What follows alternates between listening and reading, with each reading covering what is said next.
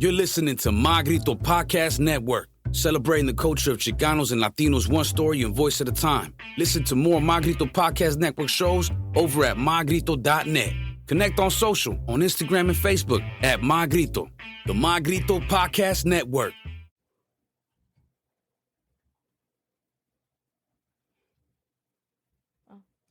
The Mindbuzz, now partnered with My Grito Industries. 3, 2, 1. Yeah.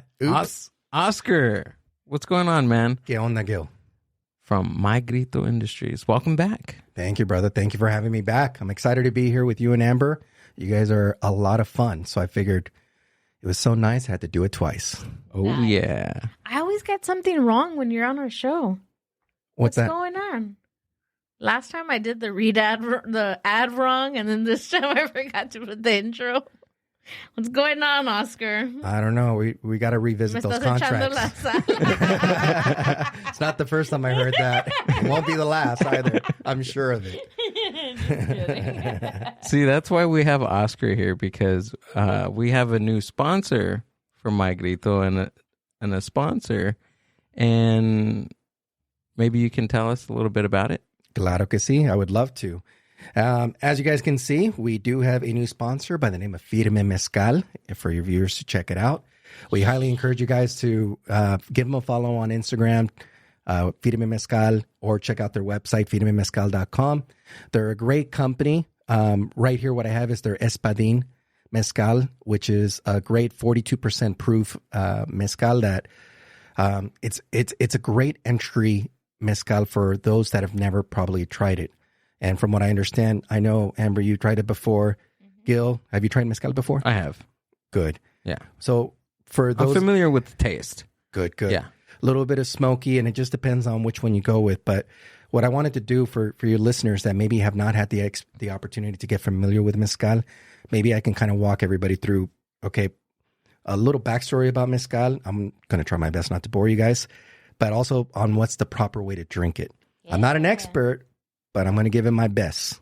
Show us the bottle. Aquí está. Firme Mezcal, Espadín, 42% proof. This is made in Oaxaca, which is the Mecca, if you will, state in Mexico. There's 12 states in Mexico that legally can make mezcal or call it mezcal. Oaxaca is known as the Mecca. So there's a lot of great mezcals that are made there. Typically, mezcal, the ingredients to make a good mezcal, it's very simple. It's going to be the agave, water, and yeast. That's it. Sometimes you can go in and add additional things to give it a little bit of a different flavor. But with Firme Mezcal, you're going to notice that they really stick to a lot of traditions. So I feel that it's going to be appropriate for me to tell you that in the traditional way on how to drink it. So first of all, what you got to do is you got to pick the appropriate glassware. Because what I think a lot of us need to be aware of, for those that have not tried mezcal before, is that this is not like tequila. Now, tequila, you can pretty much take a shot. You can mix it with a lot of drinks. You can absolutely mix it with mezcal to do some different cocktails with mezcal. But with tequila, you know, typically when you're hanging out with your buddies, you're having a good time, you're celebrating, you're taking a shot, followed it with a chaser or with a lime. The mezcal, you don't want to do that. With the mezcal, you want to go ahead and more embrace the taste of the mezcal. You cannot take it as a shot, because what we're going to notice as a spirit, tequilas are typically known to have 40% proof or less, right? So that's in alcohol content, that's pretty strong. It's good. And they have a couple different levels, whether you're doing blanco, reposado, or añejo. Now, mezcal, it's made differently. And mezcal typically is anywhere between 42 to 48% proof. So it's stronger. And there's some mezcals that go up to 57% proof or more. So you definitely have to try it a little bit differently, because for those of us that haven't had a chance to try mezcal before, if you take it like a shot, like tequila, you're in for a rude awakening. Then you're going to say, no, está gacho. I'm not going to try mezcal anymore. I fucking hate it. That's because you didn't drink it the appropriate way. So hopefully we can share with your listeners a little bit of education behind it. Yeah. They can give Firme Mezcal a follow. And if they're up for it, this could possibly be one of their first mezcals that they get a chance to try. On their website, they sell it for $35.95, so it's not a terribly expensive bottle to try. They can order it. But the appropriate way to drink it. So we have these little glasses here. And what are those glasses called? So these are called veladoras. Now, it's important to know the reason that we're using these veladoras, or the origin of it, is that they're typically used in velorios, which is like a wake here. But in Mexico, you have your velorios when somebody does pass. And these are traditionally used where you would put a candle in it. Okay. So it's commonly used for that. And as you notice, there's a cross right in the bottom of it. I don't know if it's that easy to tell on here. Can you put one on our product cam? Oh, claro que sí. We got a product cam today. Mira. You see, ever since you guys joined My Grito, you guys are leveling the fuck up. You are welcome. Push it a little back. Yeah, there we go. Aquí está, and you can see the little cross there. Now, the reason that we're using these veladoras is because you're going to notice that instead of a shot glass where it's a little bit narrow, we need something that's a little bit wider. Okay. And the reason that you want to do that is because you want to go ahead and be able to try the notes, the flavor content. You want to be able to smell it.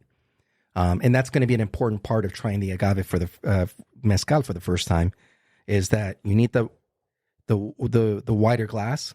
So what you're going to need to do is you're going to need to smell it before you drink it in order to get familiar with the character of the drink. So if you guys don't mind, on that one, just to show it, we got to try it. So let me pour you a little bit of mezcal to the both of you. For the homies? And one for the homies. Aquí está. All right, look at it. And there's something in smelling, right? Smelling a beverage that opens up something in your nasal cavity to actually. So it's an actual like response to from your nose to your taste buds. Yeah, it sends signals of what you're supposed to like taste. Here. Oh. And I just handed one to her. So I'll kind of walk you through the appropriate way to go ahead and try this. So like you said, it's a matter of your sensories and your ability to go ahead and take a smell. And because of the wider cup, it makes it a lot easier for you to go ahead and do that. So what you want to do is you kind of want to swirl it around. It's going to be very similar to, for those of you that do drink wine, you want to go ahead and take a good whiff of the wine, in this case, the mezcal. So go ahead and give it a smell. Get familiar with the character of it, the agave. It smells like, for me, like fresh, clean agave. Mm-hmm. You can kind of smell a little bit of the pineapple, since that's one of the ingredients that you're going to find in the espadín. So the agave is that's the earthy smell, right? Yeah, so that's the actual plant that's being used. Okay. And you can commonly find that there's a lot of different types of agaves out there. Mm-hmm. And agave is typically used obviously for the mezcal, for tequilas. So it's something that's commonly done in Mexico. With tequila, it's commonly, you could find more tequila in Jalisco just because of just the origins and the way it's processed in that state. It's primed to do that type of spirit. For mezcal, the way it's processed, which is definitely different. Again, Oaxaca is where the Mecca. The Mecca. But yeah, you want to go ahead and take a smell just to kind of get a little bit familiar with it. And then from there, you want to do what's in tradition known as el besito. Now, the reason that you want to do el besito, the little kiss, is because, again, you got to remember that this is much stronger than tequila. It's 42% proof for the espadín. So you want to get familiar with it. You want to it's kind of like when you go to the pool and you dip your toe in it just to check if the water's cold or hot. Yeah. So you want to go ahead and give it the little besito. So you can, we can do that right now. Just all you need to do is just a little bit of taking a little bit of the mezcal to get familiar with it.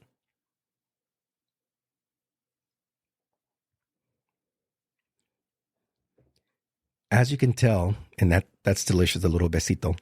It helps absorb the strong alcohol and prepares you for what's coming next. Oh, okay. What do you think is coming next? It's the little warning sign. I like that. I like a little bit of warning sign with something like this. Yeah, it's a little mysterious, but what's coming next is going to be the magic. With the magic, it's where you actually really get to take in the mezcal after you're done with the besito, because the besito is really important. First the besito, then comes the magic. When I say that, Gil, put your shirt back on. Don't be really nasty. Don't be nasty. Perro. It just gives you an opportunity at that point, now that you welcome the mezcal into your palate, and you're able to take in the flavors. Okay. You know, kind of the strength. You respect a little bit more of the strength of the alcohol behind it. So at that point, you're able to go ahead and take a little bit more of a sip to enjoy it, to see where the magic happens. If you guys don't mind, now that we're going to go ahead and do the more fuller sip, let's do a little toast. A little toast to all you guys. Gracias for having me here. Since we are using these veladoras, one of the common toasts that you can make is hasta la cruz. And the reason that's hasta la cruz, we got to remember that with these veladoras, there's a little cross on the bottom. So it's pretty much telling you, you're going to drink it all the way until you can see the cross. Fondo, right? Oh, wow. Simon. To Simon. Now, I'm not encouraging you to drink the whole thing. You just still want to go ahead and take a nice little swig to open it up. Okay. ¿Está bien? Yes. Salud. Salud.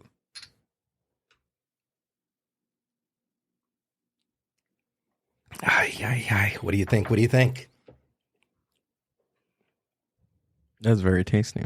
Yes, it is. That is really good. I like how like when you did it, el besito, it like the flavor profile, it occupies your mouth, right? So like you said, it's getting you prepared and your taste buds for what's coming next. So it's like, hey, here comes this alcohol, right? And Absolutely. it's really good. It also like comes out like your nasal passages, but like in a good way. It's like it almost opens up like, I don't know, like your senses. It heightens them. Right. The flavor's not overwhelming, right? With some alcohols. Like this is my first time trying this, and it's delicious. Like I can, it's really good. Absolutely. Now, look at this as if you really want to enhance the experience, you can go ahead and pair it with. If you're drinking a little bit of mezcal, you can pair it with your favorite beer. Commonly, what people like to do is pair it with a slice of orange, a couple slices of orange. Maybe you like to use a little bit of tajin. Or like myself, I don't smoke cigarettes, but I do smoke cigars. So occasionally I like to enjoy this with a cigar. And, you know, for me, it relaxes me. So you get an opportunity to pair this, to enjoy a good drink, and at the same time, expand your palate with and explore a different spirit. You know, I like, especially as growing up, as I was, going through college, advancing in my career, I was being introduced to a lot of things that I never had as a kid growing up in the hood. As an example, for me, wine is not something that we normally drank, but as I would go to business events, people would be serving wine, and I didn't know shit about how to drink it. The difference between the cabs, the merlots, and all these different things. And I didn't have anybody there because I was a little embarrassed to ask, okay, so what's the proper etiquette? Right. About, swirling it, smelling it, checking out the legs of the wine glass to see what the quality of the wine. I didn't know any of that shit. But when I had an opportunity to really do some research and go out there and enjoy wine, there's a great winery in Mexico, in Ensenada, in Tecate, called El Cielo, that is one of the largest wineries in Mexico. And my buddies and I like to go there and do the little wine tour, try a couple different wines, and we enjoy it. I mean, we're beer drinkers, we're tequila drinkers, we're mezcal drinkers. But for me, it gave me an opportunity to enhance my palate when I tried wine. Now, if I like tequila, the blancos, the reposados, the añejos is my favorite by far. Why wouldn't I want to expand my palate with a spirit that comes from my culture? Mm-hmm. And you might be surprised that you actually might enjoy this. And this is not something where you want to pound it and, get shit-faced. This is something that you can enjoy just a couple sips, as long as it's a wide rim glass, so you can really let the notes of it kind of spread out, kind of like a wine glass. Right. And it's going to be a good experience for most people. Not everybody, but for most people. And this is their entry level, the Espadín. They have several other bottles that you can choose from, several different mezcals that you can choose from on their website at different price points. So what I encourage you to do, and it depends if you want to just go ahead and jump right into it, or slowly, kind of like the besito, you could start off with the Espadín. And there's a lot of bars that now offer Firme Mezcal. There's a lot of different liquor stores that may have it, or you can order it from their website, which makes it a lot easier. But the Espadín would be a nice entry level, and at a price point of $35.95, very easy. But they have other bottles that you can try, that you can explore, or you can go to one of their events and you could do a mezcal tasting and just kind of go through all the different the different mezcals that they have to offer. So that's what they do? Feed them a mezcal? They have... Absolutely. Those fools get down. Yeah. They get down. That's on their website? Yeah, well, they have information. They have, when they do events, you can go on their social media. Oh, cool. When they're doing an event.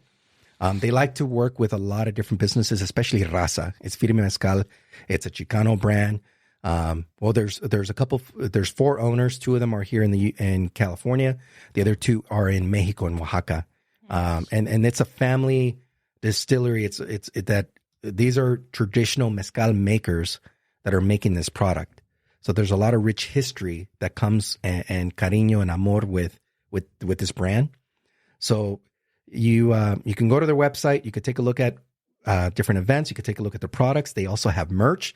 They have some cool shirts like the one I'm wearing right here, Firme Mezcal. They have beanies, hats, un chingo de cosas for men, for women. It's a good way to kind of support a good brand that's Latino owned. And that's a reason that My Grito decided to collab with Firme Mezcal and make them one of the official sponsors of the My Grito Podcast Network, which you guys are a part of. Yeah. That's cool. See?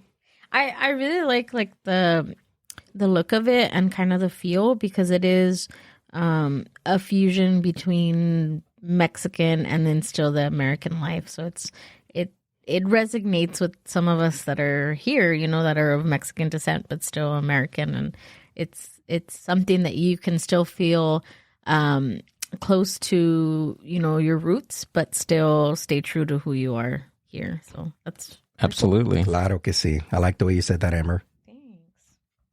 But yeah.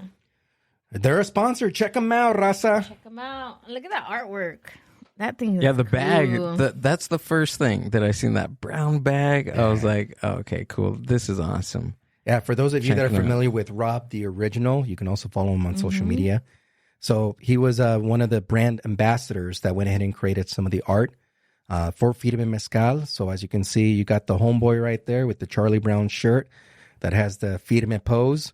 You can, yes, when you buy a Firme Mezcal bottle, it also comes with the brown paper bag. That's cool. Because it makes it official. Yeah. I like it because it's like an upgrade from like a 40 being in there, Yeah, we grew up a little. we grew up a little now, bit. right? Yeah. But every now and then, you got to go back to the 40, especially if you're talking shit on some homeboys. There's nothing wrong with the 40. What was in your Mickeys. 40s brown bag? You know what? Old E back in the day. Old E, really? Old E, okay. Mickey's. Mickey's. I remember Mickey's. Yeah. And the thing is, because I was a young kid, I didn't know. I had no palate for it. Liquor beer was new to me. Right. And 40s was kind of the fucking down thing to do, the down thing to drink. What I didn't realize, as I wasn't really a beer drinker, is that shit gets warm. You're not even halfway through and it gets warm, but your buddies are going to give you shit if you don't finish it. So you're like, it wasn't that wonderful of experience, but at the same time, it was my introduction to cerveza. So I drank it, enjoyed it, and here I am now drinking all kinds of beer. I remember 7-Eleven having a special for Bud Ice. I think it was like 3 Bud Ice for like something like $5 or something like that. And there were like 32 ounces. Fuck 3 of them for $5. That's a fucking deal. But now with inflation, fuck, you can't even buy one for $5. Anytime I think of 7-Eleven, I think of 2 things. I think lottery tickets, because you got to buy them. Right. And growing up, fucking Street Fighter. I don't know about your. I love Street Fighter. I used to play Street Fighter so much. They had video games inside of 7-Eleven? Yeah, they had video games. They had a nice Really? magazine section. What? We were spending time there. Jeez. Who's your character? I would go between Guile and Ryu. Okay. And I would have a lot of quarters. Sometimes I would jack some quarters, and I feel bad. Sorry, Ma. Some of our laundry quarters. And you would just put them there and just keep playing with all kinds of fools. And it was fun. I mean, it was just, that was my childhood. We had TV. We would watch shows every now and then, but most of the time we spend it outside, which is a lot different than nowadays. But we were out and about fucking getting into trouble, doing things, going to 7-Eleven to be a nerd and play Street Fighter. That was us. You think you think you're still pretty good right now? Not really, kind of. I was gonna challenge you, but I'll take the challenge. Have you ever been to Bar 805 in Yes, the Arts District? They have the old school. They have the games there. Right. One of my good friends, Rob. Shout out to Rob, who's one of my good buddies. When we celebrated his birthday earlier this year, we went to some pizza joint in Fountain Valley, and they had Street Fighter there. So here comes the drinking. The challenge was thrown, and we were playing for fucking ever. Our wives are so pissed because we didn't want to leave. Dude. We were talking shit. And then what happens? Only a few weeks later, he hits me up. Hey, I bought a Street Fighter for the pad. Come on over when you want. Damn. That's my That's goals right there, dude. one of my things to have. I had at my parents' house Pac-Man. So I have a Pac-Man one, like Pac-Man old or Miss school. Pac-Man? No, Miss Pac-Man. There you actually. go. I had Miss Pac-Man and without the quarters. I know how to jailbreak it now. Mira nomás. My dad was like, "No, you got to put quarters." I was like, "I'm not gonna put quarters in my machine." Are you gonna jailbreak that machine that we're gonna pick up on the side of the road down the street? I might. You know how to do that, huh? No, make you sound like a criminal. Man, Amber has a backstory that she's not really talking about. She does. Let us know more. We've been listening to Joey Coco Diaz's book, like his autobiography called Tremendous, and It's really good. she's addicted to that thing, man. Yeah, he was like all into these like criminal enterprise, like the comedian Joey Diaz. He has a book, his autobiography, and let me tell you, like some of the stories in there are just freaking wild. But Amber is like addicted to listening to all that I'm stuff. addicted It's crazy. to listening to autobiographies because it's chisme. They're giving me insight into their life, and I'm gonna take it. I want to hear the stories. There you go. Right. On the way, just like we want to hear your story, Right. Oscar. You want to hear my cheese, I'm man? here for Let's the go. chisme. that's why we have a podcast. If you didn't listen to last night's episode, Amber, this is a 50% of why we have a podcast, because she likes the chisme. I do. Yeah. Well, she's a good I host. heard it. I heard it loud and clear. Which, by the way, I don't have to keep a secret. And then yeah, right. It's all out. And then what happened? But it's not just here privately. You guys are putting it out there on blast for everybody. ¿Qué más? I told you that bitch is crazy.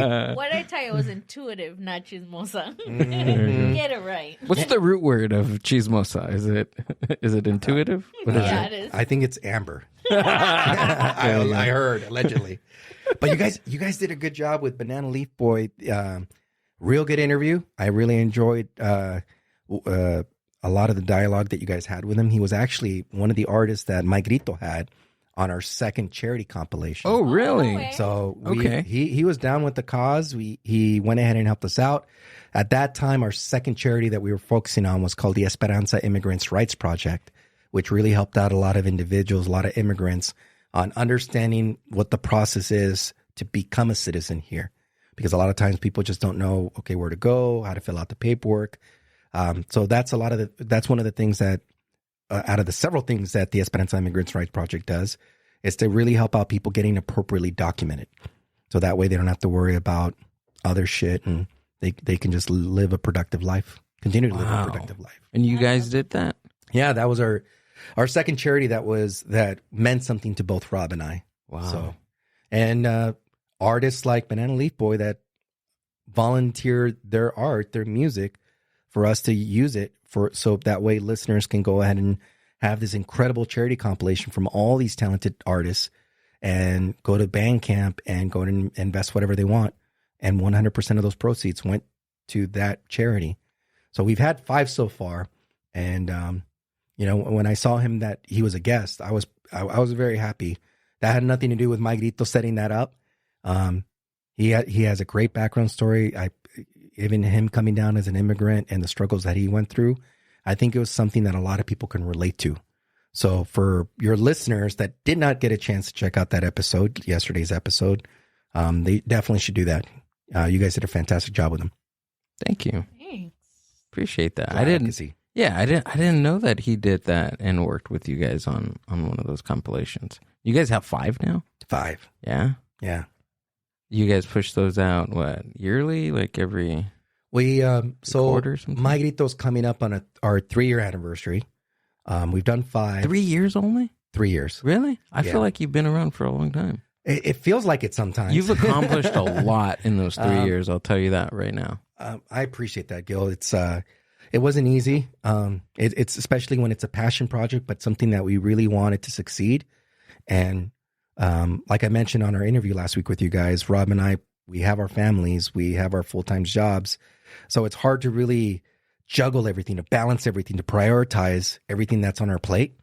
But this label, what it's able to do, what it has done, we're very proud of it, and we want to continue to grow it. And having, podcasts like you guys definitely helps us accomplish it, because you guys are also taking this very seriously, and you guys are providing not only great entertainment to your listeners, but at the same time, you're providing good education, good information, and allowing other interesting people to share their story on your podcast. So you guys are doing a fucking kick-ass job.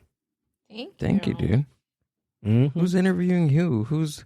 I feel like we're going back and forth, and The interviewee has become the interviewer. no, not only that, but I just appreciate. Not just that. There's more, but no, I really appreciate that, and I'm glad that what we're doing is coming across in a positive light. It is to me. And you can see, because it is our passion. I mean, 100% it's my passion. So I thank you. Absolutely. Kind words from a kind soul. Aw, Oscar. Let's have some more mezcal, because I think you're going to be, before you know it, Gil's going to be confessing his love to me. Oh. Hey. Oh, sorry. Dispensa. We haven't even got married yet. We got to show that we got to show that video. Remember when he intercepted the rose? Oh, yeah. That was good, dude. That bad. came out of nowhere, My man. bad. I saw a romantic moment between a beautiful couple, and I figured what a better thing than to ruin it by taking that rose that Gil brought to Amber. I'm like, this rose looks like it belongs to me. I love that about Maria Sanchez's. I love that spot. Yeah. When she performs, every time I go to her shows, like I'm like, okay, when is she gonna do it? When is she gonna do it? When is she gonna do it? When is she gonna play that song? Is it every song that is it? I can't remember the song. Do you? So it varies sometimes, but because a lot of her catalog, it's very romantic movies, romantic music for the lovers that are out there. Right. And she's just a great overall entertainer. Yes. And the fact that she is bringing those roses. That's so cool. It is very cool, because first of all, anybody that goes to her show is going to get a great experience. They're going to listen to some fantastic music. Her and her band, they are so talented. They're very talented musicians. And to enhance the experience of somebody that goes to her shows by giving that opportunity for a couple to share that experience during a love song, hopefully, if one of them doesn't fuck up and doesn't go get a rose, or allow somebody else to intercept the rose. But it gives that, it makes that night that much more special. And hopefully you might remember that, you remember the feeling that you had with your significant other at a show. And what kind of makes it cool is the fact that it was at a Maria Sanchez show. Yeah. Yeah. Yeah, and it translates to, like, if you've been together for a long time, like, and that's like your guys' thing, going out to shows, and you're gonna go get a rose from Jazz, which is the backup singer for Maria Sanchez, or if you're on a first date and and women, if you're listening, and that guy doesn't go and grab that rose from Jazz, you better think twice, because there are free roses out there. So watch out. He better be getting you a rose. One, right? Too shy, and he's not very proactive, and he's not romantic enough, he or she. Two, they don't understand the value of money, because that shit's free. Go get that fucking rose. You know what I'm saying? Well, that's just my 2 cents. No, so you poured another one? Okay. I did. So what's the process on the second pour? Is it the same kind of, do you go back around and... Well, from my experience when I've been drinking mezcal is you don't have to go through the whole process. It's just kind of the way to start it. The way to start get you accustomed to the mezcal. Okay. And unless you're trying a different bottle, a different spirit, then at that point you still probably want to go through smelling the notes, doing the besito, because it is a whole different taste. It's kind of like no different if you are pouring multiple glasses of wine and you're trying a different bottle. You still want to go and get familiar with it and find out if that's something that you're going to like, that you're going to enjoy. So for us, since we're just getting down with Espadín tonight, and who knows if we're all going to finish it, a ver qué pasa. But I don't think you have to go through start all over on the whole process every single time. Oh, okay. Gotcha. Yeah, it just tastes really good. Mm-hmm. The smokiness. That's my favorite part. Is the smokiness. Yeah, I think because it's so different. It's so different from any other beverage. Yeah. Right. Absolutely. I like it. So, Oscar. Dime. Tell us. I'm dying to know your life story, Oscar. What's your life story? Wow, what a loaded question. Some would say it's kind of... Tell us everything. Some would say it's legendary. It's not. No, we want to know who you are. Earlier we were talking, to you off air, and we were saying, you were kind of like, I want to get to know you. And we're like, no, we want to get to know you. Because we're part of, My Grito now, and we want to know... We don't know who we're working for. Too late. The contract signed. No, tell us a little bit about yourself. So the for me, the fantastic family. I did spend a lot of time in Mexico with my abuelitos. What my parents did growing up, which I think helped me be the person that I am. It really humbled me because not only were we living in the hood, but when summer school came around, my parents would send my brother and I to Mexico for summer, and my abuelitos would put us to work in the ranch. So they actually had a full working ranch. We would wake up at 4:30 in the morning, and keep in mind we were very young when we were going there, and we got introduced to really hard work, so that's something that I'll never forget, and to be able to cherish that moment with both my grandparents just was great. My parents, hardworking individuals, growing up because they were immigrants that came from Michoacan here to California for a better opportunity for all of us, like many, many other immigrants that are looking for more opportunities. They worked multiple jobs. My brother, sister, and I were referred to as commonly known as lackey kids because it almost seemed because they worked multiple jobs. We would find ourselves walking to school every single time. And sometimes those, for middle school, the walk was very, very, very far. But we would try and find a friend that we can walk together with, and we would do that long walk. If we weren't doing sports, we would go home and do our homework, but also TV. TV raised us. So a lot of my sense of humor and all that stuff comes from just watching all these TV shows that if my parents really realized what the fuck I was watching, they would know that they shouldn't have been letting us watch all those shows. But that's what, that's kind of what we did. And we kind of figured out how to kind of raise ourselves to a certain extent. Not to say that my parents didn't raise us. They were just so hard. It was so difficult because they were trying so hard to give us a better life and to work so hard, which is one of the reasons that for my siblings and I, we appreciate hard work.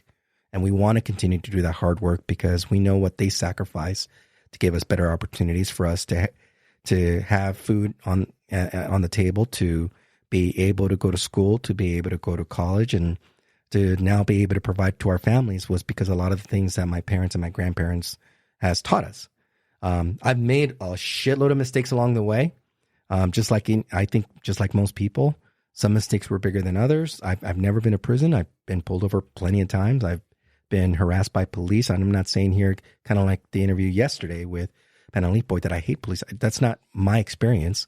I understand why I was put in these situations, but I also understand when I was in situations where I needed help, my family needed help, and there was an officer there to help us. So I think for everybody, they have the right to their feeling about certain things, and I'm here to respect it. My experience has been they've been there for me, so I'm good with that. Going back to it, I went to school, worked at a very young age. Most of the time at a young age, I worked at a swap meet which really helped me out a lot with sales because I was actually selling car polish at a swap meet and I was only like 7 years old. So imagine a little pinche chavalo that's there with a hood that was all oxidized from that we picked up from the junkyard to show people this car wax really works. And I'm there explaining it in English and in Spanish, and people would just get a kick out of it. And I was told no a lot of times, which made me really grow thick skin. And I think that was very helpful because in my current job, it is sales. And I felt like I excelled so quickly in my career because I didn't let some of the things slow me down or let me down. I struggled sometimes. I fumbled the ball sometimes, but at the same time, I was able to pick myself up quickly and again, be reminded of what my parents sacrificed to give me what I have, what I was able to accomplish, to help me out in what I was able to accomplish. And I got pretty far in sales. And at this time, I have my own insurance company. I also work for an insurance agency where we help out people with life insurance. We help out people with retirement plans. And I've been doing that since 1997. So that's kind of aging myself, but I've been doing it for a very, very long time. And it's one of those jobs that, you get a good feeling, not all the time, but most of the time you get a good feeling when you're able to help out a family or a business owner, given the protection that under those unexpected circumstances when somebody does pass away, right? To be able to have that life insurance and that family not to be forced to move out of their home because they can no longer afford the mortgage, or to move in with another family, which you commonly hear that's a factor. And life insurance can help people out with that. It's just a matter of really understanding the different types of life insurance and finding something that is meaningful but comfortable for them cost-wise, because there are agents and advisors out there that are pretty shady, just like in any profession, right? You got to find the right people to work with. So I've been doing that for a very long time. A couple years ago, started this label with Rob, My Grito. Before that, I was helping him out with his first label, which is Wiretap, which I encourage your listeners to follow them as well. A lot of punk music. He's done a lot of great things with it. I came in to help him out because I saw how hard he was working and I wanted to be a part of it. And when the pandemic happened, now we have My Grito. We started something together, and a lot of great things are happening there that I'm very excited about. Married, have 3 daughters. My oldest daughter is getting married in March of next year, and she asked me to go ahead and marry them. So I'm pretty fucking stoked about that. That is awesome. I got to get ordained. It's a cool feeling for them to give me that honor to marry them. Wow. So that's pretty cool. My other daughter, my oldest one's college educated. I'm glad that was their decision to go to college and excel in school. They both have great professions. I have those 2, and then my youngest one, she's 14. Sophia, she's also excelling in school, in sports. So I'm very, very proud father. I don't know if that just told you my whole fucking life story in like 5 minutes. Amber, that's a wrap. Did you Thanks get the? Thanks for being on the show, Oscar. Yeah. I'm just kidding. Did Oscar get the job, Amber? He got the job. Yeah. Well, what's the job? You got the job. That was a good. That was a good interview. What else do we got? That took care of all your questions. Let's fucking did. go. Let's go. Toss this out now. We're here to party on the Mindbuzz. Nothing wrong with that. No, that's cool. That's cool. You did. You answered my question 100%. I like how hard work recognizes hard work. Yeah. That's cool. Like, because that's one of the things that you see in a project like the Mindbuzz, a project like Chicano Shuffle, a project like Emo Brown, a project like West Coast Pop Lock. You see in the My Grito podcast network, you see the dedication, right? And then, but most don't see that. And it's good to hear that you see hard work and you recognize hard work.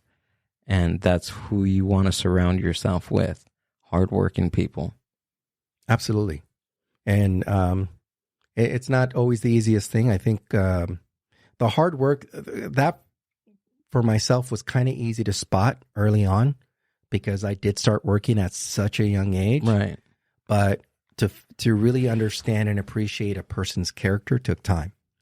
Because like they say, it's kind of like you have to go through a lot of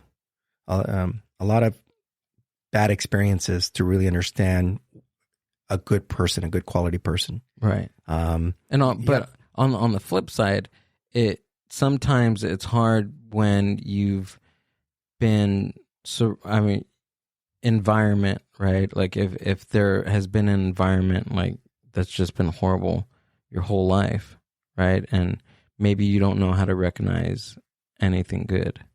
Or you may recognize something good because it's totally different than what you've been conditioned to know. So sometimes that recognition between, okay, like maybe this environment sucks, like when you're younger, but knowing something that there's something totally different. There's other lives out there. I don't know how to explain it, but like when you're conditioned to just understand one type of like environment, it's hard to differentiate, or maybe it feels uncomfortable to know something else. Yeah. Or to feel something else too. Yeah, I agree. You're afraid of the unknown. Right. Uncomfortable of the unknown. Yeah. Yeah, I mean it's the unknown, you're scared of change. You know what you know, and that's your comfort level, that's kind of your safety blanket. And to a certain extent, I mean, it's part of the reason why sometimes as a community we struggle, because you as we're trying to have a better understanding and acceptance to what's going on in our community and respecting each other more, it's hard for people to do that because some are very close-minded and they have their ideals, what they believe in, and they have every right to it, right? But it's hard for the community to have more compassion for each other and more understanding if they are very close-minded. It's a matter of being able to respect every individual. And the hard part is not having the opportunity to really, somebody's having a shitty day. You don't realize that they're having a shitty day because something fucked up happened that reminded them of their childhood. It's not like we're going to take the time to really understand that, to ask them those questions. We just know, hey, that person's acting like a dick. Right. Fuck that guy. So that's kind of hard as well, because we don't take the time we don't have the time for a lot of us, right? Because we're dealing with our own shit. We're dealing with our own issues, the work we have to do, the shit that's going on at home, the battle that a lot of us internally have with depression and trying to figure out what it is and how do we improve, how do we get out of this funk? That in itself is very difficult. I think for the most part, at least for me, what helps is trying to be as patient with people as much as possible. Try and be compassionate, understanding. Don't be quick to judge. Don't be quick to get angry, which sometimes just like anybody else. I mean, right. You have little triggers. But I try to be as open as possible to respect other people's views. And I'm not here to convince anybody to think the way I think. I'm not trying to convince anybody to necessarily go buy Firme Mezcal to give them a follow. If you don't like drinking alcohol, it's not your thing. Hopefully whatever I'm saying is going to connect with some people out there to know that what Magrito is doing as an example is with the podcast, that we are giving an opportunity to amplify these very talented podcasts so people can have more content, a different source of entertainment that actually might make an impact in their lives. That's what podcasts can do. That's what music does to people. But I'm hoping that people give these podcasts, give Magrito an opportunity to, give us a follow and check out the artists that we're supporting, check out the charity work that we're doing, check out the events, go to an event and support the musicians that are at these events. Because just like anybody else, I mean, we have a message. We're not trying to force it down anybody's throat, but it feels good when we don't always necessarily have to be fucking haters and support each other, and we're doing this. What Rob and I are trying to do is support other people that are doing a great job and maybe they don't get recognized enough. And I have the pleasure of telling them that not only are they doing a great job, but we want to fuck with you, be on our label, if it makes sense.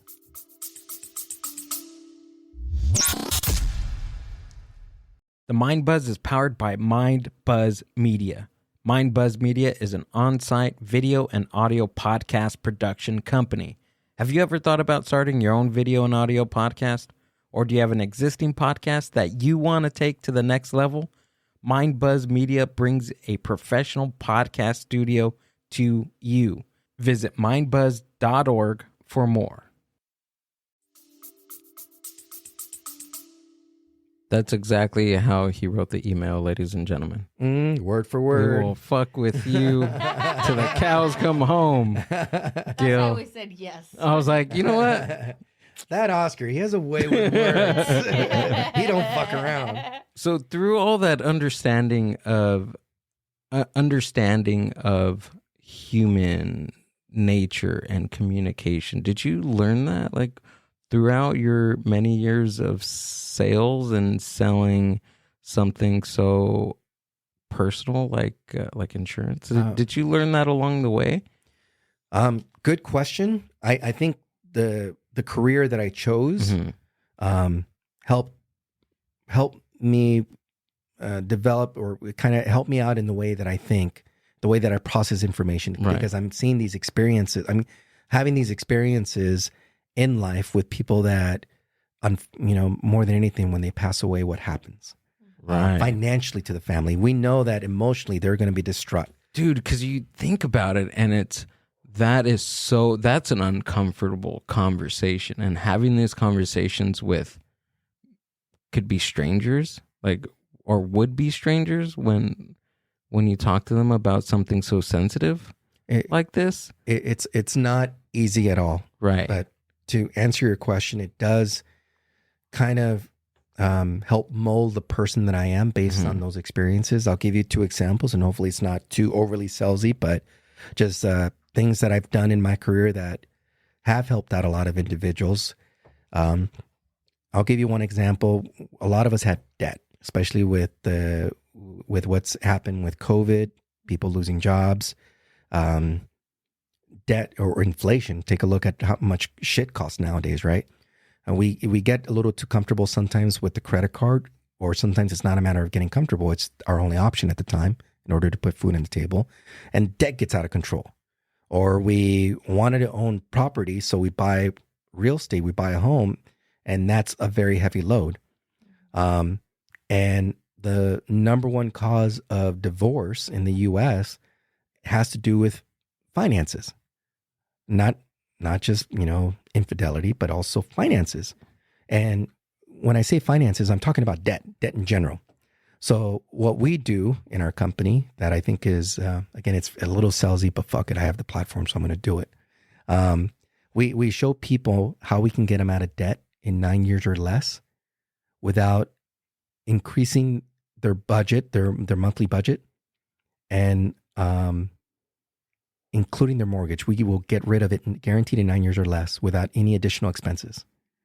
In 9 years or less. And we show them how we can do that with life insurance. So there's a way to do it with life insurance. It's just a matter of understanding what the options are. So we will get them out of debt, including their mortgage. And they're not going to be spending any more money than they're spending right now. Well, I've been fortunate enough to help a lot of people get out of debt. In some cases, maybe even save marriages, because again, this money thing can get to couples. Yeah. And to be able to have their house paid off earlier than expected, to be able to pay off a lot of debt that they had in a business because you needed to buy all this equipment, buy all these different things to run a business, to say, hey, I'm going to get you out of debt and give you some life insurance just in case. That's been a big help to people. The other thing is, and I've experienced this unfortunately with my father-in-law, is with people's health. There's a high probability as we get older that you're going to have some type of health issue. And what happens when you have this health issue? You're going to need some type of home care, or maybe you need to go into a nursing home, or you need to go to daycare, adult daycare. There's these things out here, but they cost money. And that's the number one thing that really burns down a person's portfolio, their finances, because it costs so much to have somebody come in and help take care of somebody that cannot take care of themselves anymore. Now, in our culture, we commonly rely on family to do that. But what's the thing when your spouse also is trying to pay the bills, pay the mortgage to take care of the family? Are you going to ask your adult children who are also they're in school or they have their own jobs to do it, to take care of you, to bathe you, to help feed you, to take you to the restroom? That's tough. And that's a reality. That's what happens out there. Right. My father-in-law had to go to an assisted living for 3 years, and it was difficult to see him there. And the cost that it happened to the family, the little bit of debating between the siblings on who takes care of what do we do, who can help pay for it, who can't, that created a struggle internally within the family. And to think about it, if there was an appropriate coverage in place that was able to, again, be meaningful but not stressful, again, that you can afford it. Not everybody can. But if you can protect yourself from having to ask somebody to take care of you, then why not do it? And that's what I do on this job. And based on those experiences, I tend to be a little bit more sympathetic to people, more compassionate, because it's hard. I've seen it. I've experienced it with my family, experienced it with clients, and that molded the person that I am. My family molded the person that I am. My faith molded the person that I am. Does that answer? I know that was a long way to answer it, but you answered that, and then the three next questions that I had. Oh shit! Wait, I have a question. Yeah. I'm like, sell it to me. So it's not just like if someone dies, the insurance. Absolutely. So it's just your life in general. So you're putting the value to you as a person in your life. You are. The traditional life insurance, people would refer to it as death insurance, because for most policies, it only works if you have it when you die. Mm-hmm. And at that point, your beneficiaries, whether it's your spouse, your children, maybe a charity, a church, would receive the death benefit. Income tax free, by the way. So they get all the money, right? But it only works if the policy is there. But for the last several years, there's been so much advancement in types of life insurance that are out there where they have cash value, this cash value that you can use to offset, to get loans, like I mentioned earlier, to get you out of debt. Use that money, leverage that money to pay down your debt and help you better diversify the monies that you have, the assets that you have. So you can do that. You can use this cash value to pay for college. You can go ahead and use this cash value to pay for your retirement. So there's a lot of things that life insurance can do. See, I didn't know that. I thought like it was just someone dies and you cash out, right? And I can the story that keeps replaying in my brain, and maybe I shouldn't say it, but I'm gonna say it anyways. I think like for my family, and I think my parents recently got like insurance, right? But I feel for a lot of people, it's always like, oh, don't talk about it because it'll happen. Or, oh, no, why are we even thinking about it? Or why are we even going to bring that up? Because it might happen, right? And, oh, we're not going to think about that right now. But then shit happens, and then when do you think about it, right? And the only reason I'm saying is because I have an uncle that passed away over 20 years, right? And again, this is just a freak incident that happened, but somebody came knocking to his door, offered them life insurance. He was like, no, I'm okay. I'm 25 years old. I'm good. I'm healthy, everything. And convinced them to get it. And he passed away literally a week and a half, like right after. And I think for a long time in my family, like it was that like, oh no, we're not going to do it. Because look at what happened, you know? Don't bring that juju yeah, here, but right? but I mean, the more we talk about it, right? It's inevitable. We don't know when it's gonna happen, but if you can prepare yourself, your family, the people you love, yeah.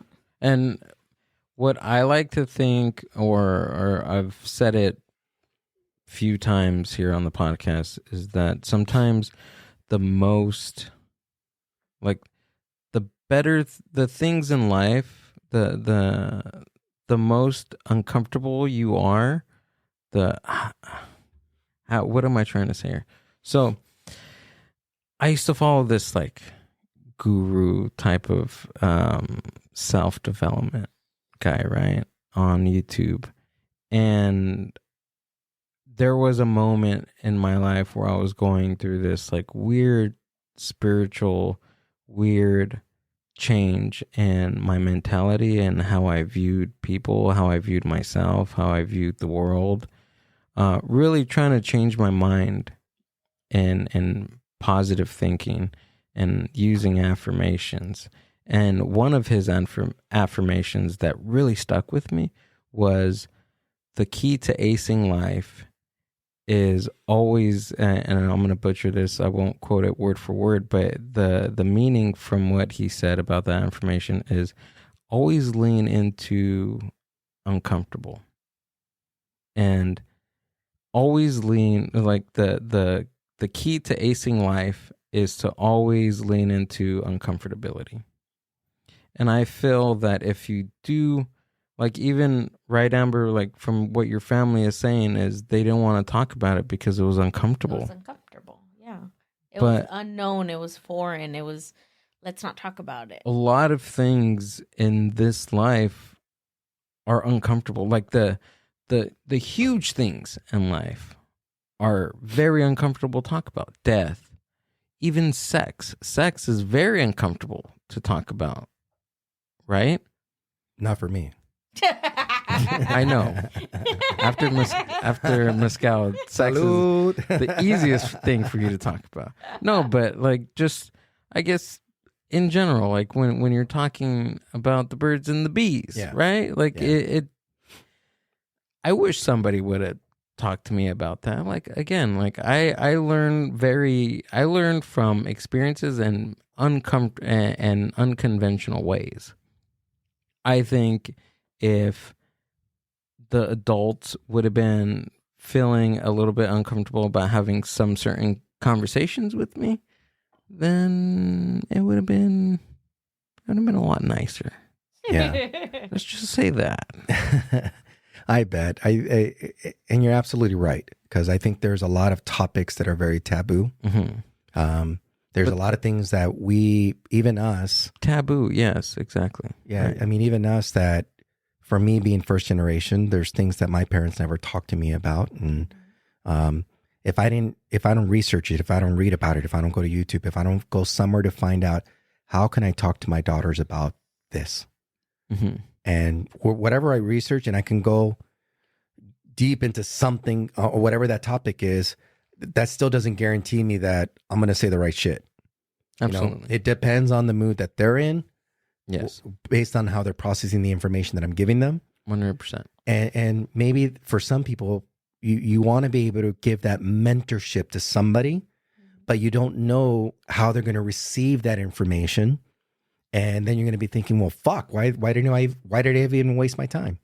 You know, I come across that every now and then where I ask for permission to give feedback. So that's one thing that I learned over the years. It's not like if somebody as a friend is telling me what they're going through, first of all, I hit on this on the last episode, that I try to listen first to what they're really saying and understanding what they're going through. And if it's appropriate, I'll ask for permission. Hey, can I give you some feedback, or can I share with you my experience, if that's okay? Because it's just a matter of trying to understand, what is that person going through? Why are they sharing this information with you? Are they asking you for help, or are they just asking for them to vent and they want you to be there? And if you ask for permission to give feedback, it's still a flip of a coin if they're going to take it in a good way or not. Mm-hmm. Because my way of thinking happens to be a little bit more, I don't know if the right word is aggressive, but it's more, stop fucking around. You got to just handle it. Stern. It's very stern. And there's different ways how you can handle things. You can be very diplomatic, or you could be very direct. And sometimes I like to ask that question. I'm going to give you some feedback, but how do you want to take it? And most people say, give it to me direct. Okay, but they're not fucking ready for it. So you give them an option. You give them an option. Do you want me to be firm, or do you want me to be the other thing? Be muy nice and give you the nice what you want to do, and sugar-coated version. Sugar-coated, and tell you that you're doing a fucking great job, because maybe that's what you want to hear. But in reality, you could be doing so much more because you have the ability, you have the skills, you have the talent to do that. Do they both have the same outcome? It's hard. It depends. Yeah. It depends on a lot of people. It's on the situation. It's on the person? situation. I feel like I'm not going to change the person that I am if somebody wants to find out what this old fart has to say based on his experiences. I'm here. Now, it depends if you as a friend, if you as an acquaintance is asking me for feedback, but I come to realize that you're more of an asshole. What I mean by that is you're just asking my opinion, but you ain't going to do shit about it. Mm. You're still going to go do whatever the fuck you're that. intended to do. You're an asshole. You're not taking people's advice. You're just shooting the shit and, whatever.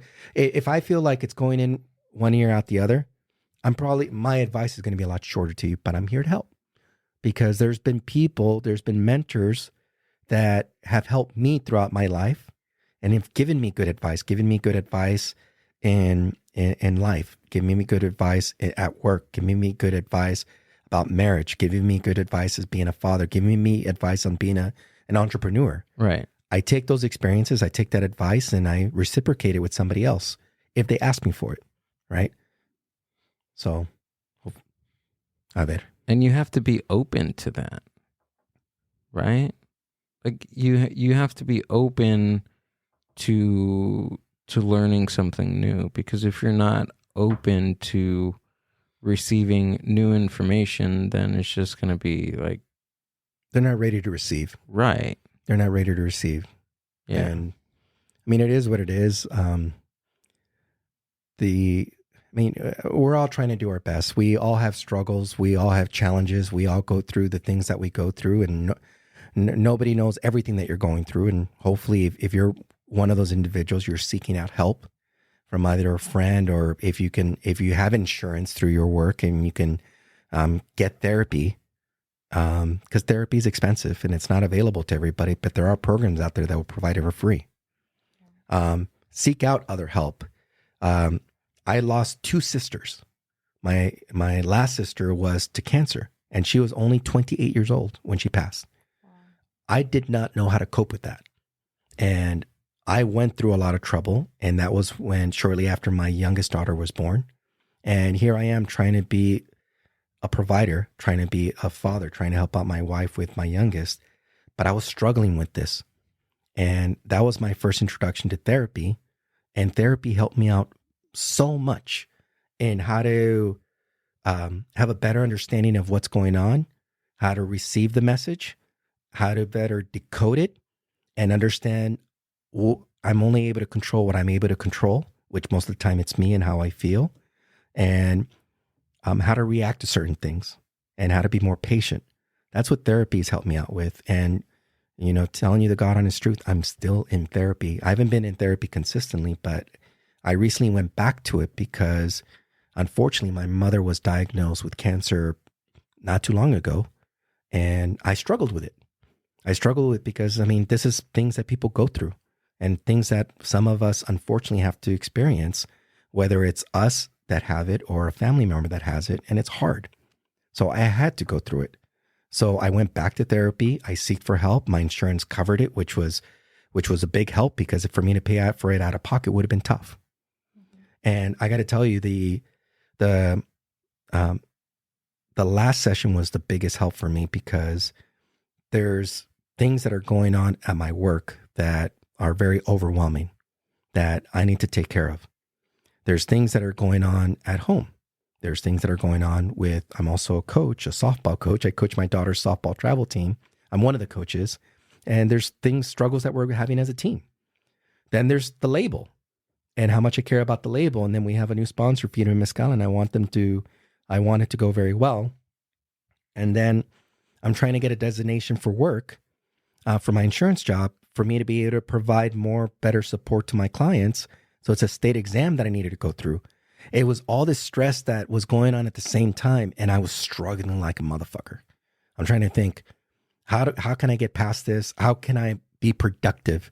How can I stop being snappy at people, especially my family, who all they want is to give a shit about me?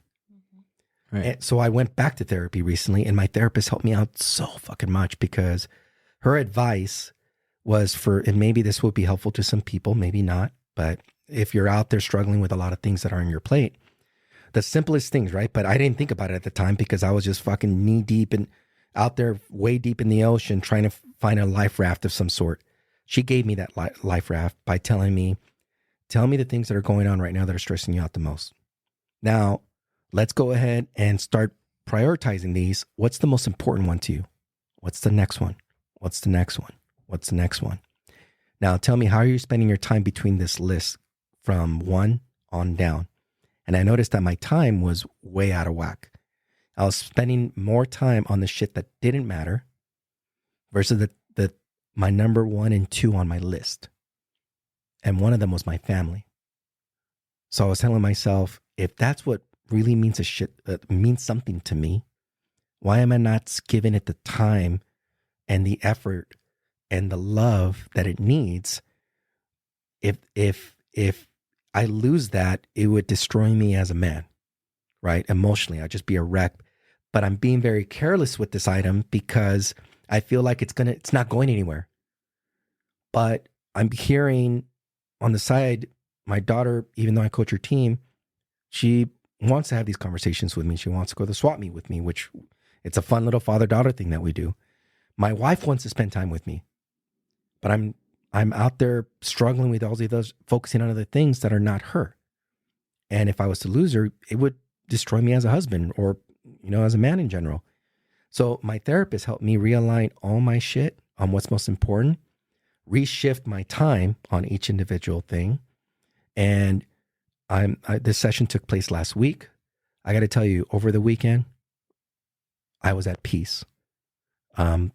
These last couple of days, I was at peace. And that's with me also having to deal with the birthday and the day my sister passed all happened this weekend because she passed 2 days after her birthday. So me having to go to the cemetery and having my conversation that I do with her, that in itself is very difficult, but it put me at peace. So for those of you that are still struggling, I'm not saying therapy is the answer for everybody, but it could help put you back on track and be more at peace with yourself. So consider it as an option. Wow. Thanks for sharing that, honestly. I know it takes a lot from not only, I don't want to say men, right? So I'm like, yeah, knock it back. Yeah.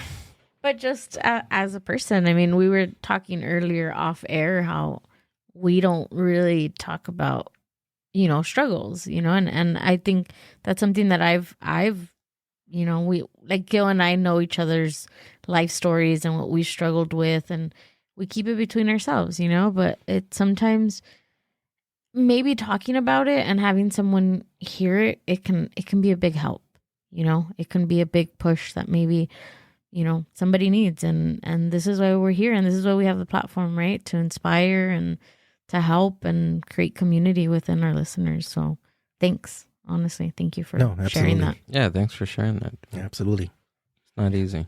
Yeah, so let's talk about something fun. What do we got? We have Firme Mezcal.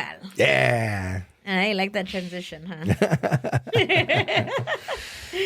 So tell me about you guys. Let's find out a little bit more about getting to know Gil and Amber, getting to know why the Mindbuzz. What made you guys decide to start a podcast? What's the cheese, man, Amber? Let's hear it. Let's hear it from you, your perspective, because I lived it, right? You seen me all the sleepless nights and such. So what's your story? Like, what was your outside of the not this? Like, what was it for you?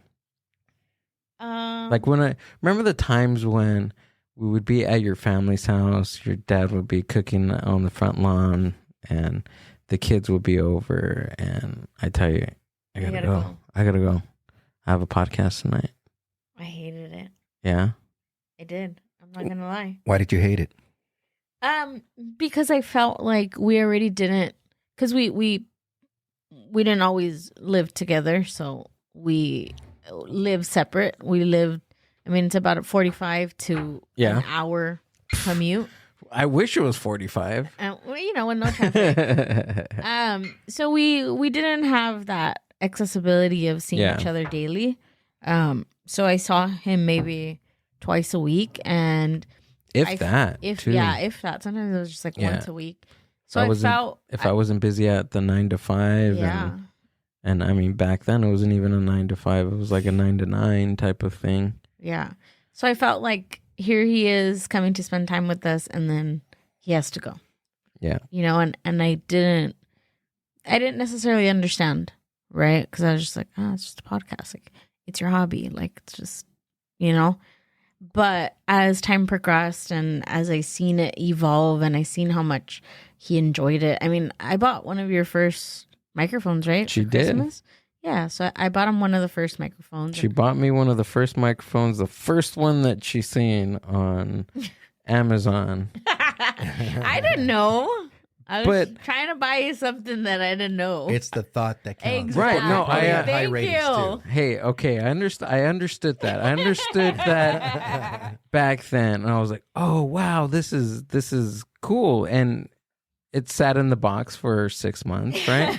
Yeah. Typical guy. Yeah, it sat in the box because do you even remember the first conversation that we had about me even starting a podcast? I don't. No, it's just it's all a blur. But that box or that microphone stood in that box for a very long time. It did. And then I tried it out. I remember I'll tell you this. I remember the first couple nights even before starting any type of podcast, I just engulfed myself in like learning equipment and how to be like a cheesy stuff, like going on YouTube, how to be a good podcast host, like what's the best things to use. And back then, like I took all this stuff in, like I'm telling you, like sleepless nights of just watching video after video, reading articles after articles, and I think I just overwhelmed myself so much with this new information that I psyched myself out, and I was just like, I don't want to do this. Right? Every other month it was, I'm gonna quit. Yeah. And I was like, you already started. Like, I remember I just used to like grind him. It wasn't even like, come on. It was like, what the fuck are you doing? You already started. You invested. You got to do it. You got to see it through. And yeah, I remember you many of times saying you didn't want to do it anymore. Yeah, but that was like early, like very early on. And like 40% of podcasts I started during the pandemic. Or a little bit before, right? A little before. A little bit before. Yeah, because I got the microphone for you Christmas of 2019. Right. So it sat in there for a couple of months, in the box for a couple of months, and I was like, oh, you know what? And this actually the same the where this table is, I used to move it back and forth between here and my kitchen. I used to move around everything, like each time that I would do a podcast. You should have seen when he created he hung like curtains from the ceiling, and he created like a cubicle, like a dark cubicle for himself. One time I was like, what the fuck is that? You have a haunted house going on and now welcome here? to the goth hour. The evolution, dude. That's what I like seeing. I like the evolution of this thing, and I think it's just like the drive to be better next week. Yeah. Like, what can I do to be better? And I think that's where the drive was. Mm-hmm. What can I do to be better? And I think that's why I hated it too, because again, circling back to like, it took time from us, right? It took time from us as a relationship and being together. Like, it was new. And then here comes this thing that's like wedged between us, right?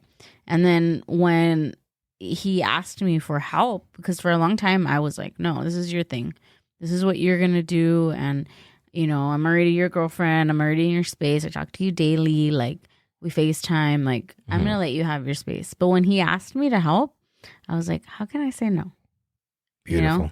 You know, it gives us the opportunity to be together, to kind of go into his world and see what he liked. Because I talked about what I liked all the time. I mean, he used to come and visit me at the donut shop, and he used to spend hours watching me work or watching me create something, or, you know, and I knew nothing of his world. So it was like, it was cool. So that is beautiful. Thanks. The fact that you are both putting yourselves in that position to learn, to find out more about passion projects that each of you have, to get a better understanding of it, but at the same time to create that time you can spend together, right? Because it's one of those things, Amber, where you could have said, you know, fuck that, I don't want to know anything about that's your thing, go ahead and do it. I'll be at home chilling, watching TV or doing my own thing. Right. But instead, I want to be familiar with it. I want to be aware of what you do and how it works, and look at it now. You guys are both doing this podcast together, and I got to tell you, Gil, you do a great job. What Amber brings to the table enhances this whole show because of her experience, her knowledge. The two of you are a great fucking pair that do a great show. So I think you still would have done something very cool, but the fact that your girl said, I want to help you and then be a part of it made it much better. Right. I needed a camera person. Shut up. You needed a talking voice over At here. first, hold on. Wait a minute. Back it up. The first time Jose Ramos was on this podcast was the very first time I introduced the new dual camera system that I, created with this little thing that I call the Mindbuzz. And from, right, like, I don't know, I wasn't scared, right, Amber? I wasn't scared of you, like, showing you like how to operate the thing, right? Like, I was just like, I don't know, maybe it was just me being me and being inside my head. I was like, this is a dude's thing. This is my thing. I didn't want to, and just like what you were saying, Amber, just like I didn't want to jump in his space. I thought about it and say, I wanted this to be like man's man. She's coming into the man's cave, and and we had this conversation before we even started that first podcast with the dual cameras and the live. That was the first person that we invited to come do the podcast in person. So for me, it was a big deal because I set up everything, the camera points, all the hardware. I did all that by myself. So it was a big deal for me. And I think, and then when I showed Amber how to do everything, like, she caught on so fucking quick, right? And not only she's switching cameras, she's Googling shit. And not only she's Googling shit, she's also talking. And by the way, we had a conversation before the first podcast episode. Don't you say anything. Don't you say anything. He said, I did. Put your mic. I'm gonna put it like I'm gonna put it really low. And And then my hand reached over and I was like, hello. So when that happened, I must have watched the video hundreds of times, like just back and forth, making the clips. And I'm like, this is what it needed. It needed something. It was missing something for 2 years. We're coming on 3 years now of doing the show in person, and that's what it was missing this whole time, and I didn't know what it was. For a long time, I was trying to think about what the Mindbuzz was, but it's evolving, and it's still going to evolve for the next 2 years. But it's just going to get better and better each and every time we do this. Each and every time we hit the record button. Each and every time we jump on the mic, it's going to get better and better. That's the right attitude. And I commend you guys on your story. You guys got where you're at because you took action. I'll share something with you that I think applies here, and hopefully for your listeners, for those that need to hear this, could really connect with them, because it's the truth. I mean, when you're talking about how you started the podcast and having to learn everything and doing research and doing, going on YouTube to all these things. I mean, you're starting, we all are, myself with this label as an amateur. Oh yeah. I'm passionate about it. I want to learn how to do it. I'm going to go out there and do it. I'm going to do my best. And I know, because I've heard people saying they're not doing it right. They could be doing so much more. There's people out there that other labels that have more experience than we do. We're trying our best. There's other podcasts out there that I'm sure are, have been doing it for a lot longer, but they feel like they're much superior to you. Or there's people out there that don't have a podcast, but they feel like, fuck, I could interview better. I could do this. There's haters out there. It's fucking out there. Here's my message to them, because the reality is that there are people out there who are obviously less qualified than you are, like you and myself, because you've only been doing this for a little while. I've been owning a label for a little while. We're less qualified than they are, but we're living the life that they wish they had, simply because you and I decided to take action, simply because Amber decided to take action. So don't be just fucking out there bitching about it. Be about it. Go out there and do it. If you feel like you can, if there's some passion of yours that you want to go out and accomplish, educate yourself on it, learn about it, ask people questions that are willing to mentor you, to give you advice. Be vulnerable. Be vulnerable. Leave the ego at the door. Right. And be open to saying, I don't know how to do this, but I know that I want to do it, and I feel like I could be good at it.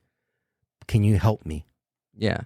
And you have to be open to fucking up.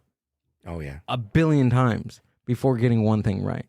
And I think this has taught me it's okay to suck when you're starting something. Everybody sucks.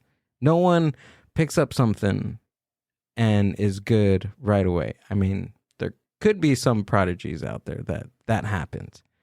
But if you're an average person, I'm not the smartest person anywhere, in any room. I feel like if whatever I do, somebody else can do. But the challenge is that I'm doing it, and I'm not afraid to fuck up, for one. I'm not afraid to suck. And it's not even that I'm... Hold on, Amber, I'm going to need that sound clip. I already marked it. All right, Damn. Cool. Go ahead. Really? Go ahead. Go back. So I'm not afraid to... Hold on. Let me refrain from using those type of words around Mr. Toledo. No, what I'm saying is that I'm not afraid to be wrong. And it's not that I'm just wrong in this conversation. Say we're talking, right? This is going around the world, dude. This can be played anywhere at any time after she stops this button. And if I say something wrong, or if I get a piece of information wrong, I say a word wrong, or I get a definition of something, right? I'm just dumb. We have the tenacity or the balls to go on camera in front of hundreds of people, or could be thousands of people, and be wrong. How vulnerable do you have to be? That's one thing I love about stand-up comedy. That's the one thing I love about artists that go on stage. It's because you're going on stage and you're just fucking being vulnerable. That's it. You're leaving all this.